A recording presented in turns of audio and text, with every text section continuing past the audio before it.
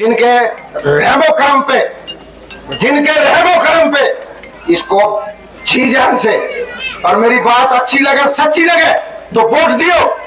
हमारे दिल में पीड़ा है कि घर होता है, उसी के ऊपर सबसे ज्यादा जिम्मेवारी होती है और उसी का कर्तव्य और दायित्व बढ़ता है कि मेरे गांव में अगर गलत चीज घुसती है तो मैं सबसे पहले उसको रोकने का काम करूं। तो हमारी गुड़िया खाप जैसे बॉर्डर पे है और मेरा गुड़ियाओं का जो बादली गांव सबसे बड़ा है, तो बादली में सबसे पहले पता लगा कि भाई अब की बार भी टिकट के साथ खिलवाड़ किया गया और टिकट मनमर्जी के हिसाब से दी है उन्होंने, ना कि लोगों की आस्था के हिसाब से।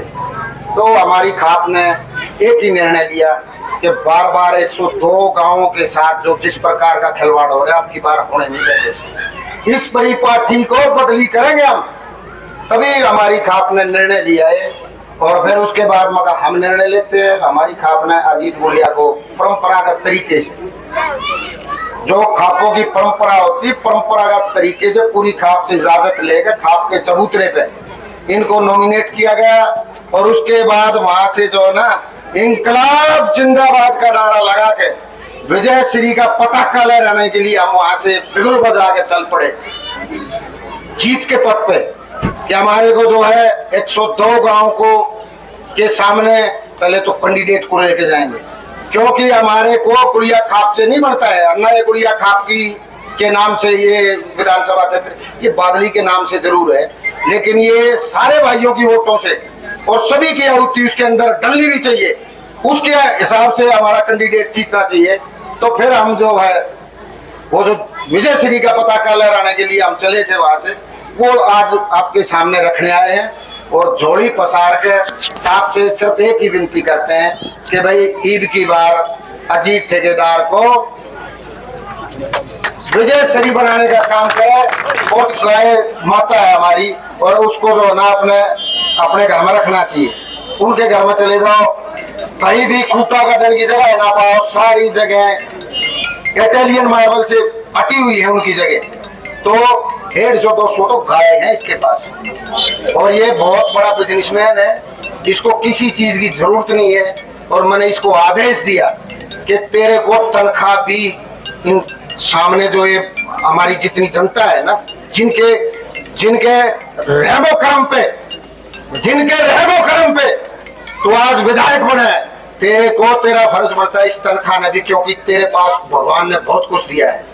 तेरे को जो है ये तनख्वाह भी इनकी झोली में डालने का काम करेंगे।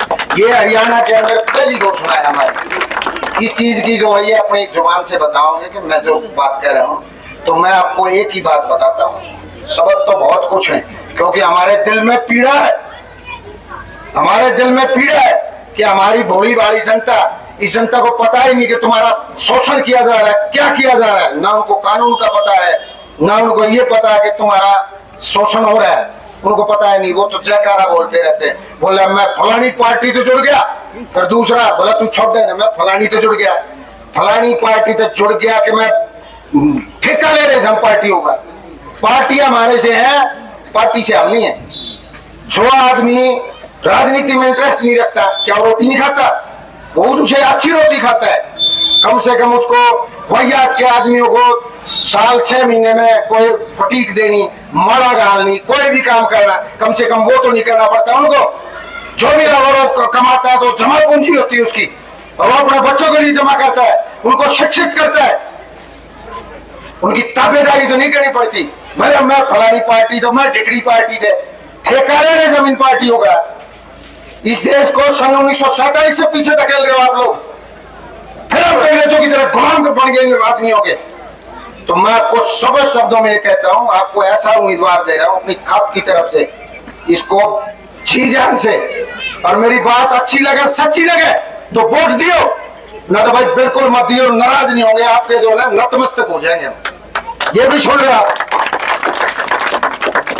नतमस्तक हो जाएंगे आपके अगर हमारी कोई भी गलत बात हो।